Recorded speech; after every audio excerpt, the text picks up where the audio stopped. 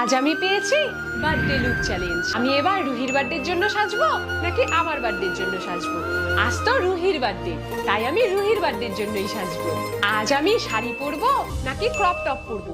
সব সময় তো শাড়িই পরি, তাই আমি আজকে ক্রপ টপই পরবো। এবার আমি নর্মাল মেকআপ করব নাকি এইচডি মেকআপ করব?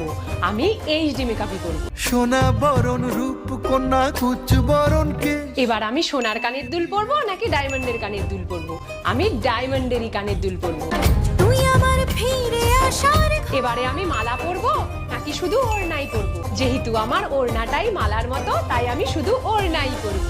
তোরই কথা পড়লে মনে এবার আমি চুল স্ট্রেট করব নাকি চুল কার্লি করব? সব সময় তো চুল স্ট্রেটই থাকে, তাই আমি এবারে কার্লি করব। ও কিশোরী কিশোরী কিশোরী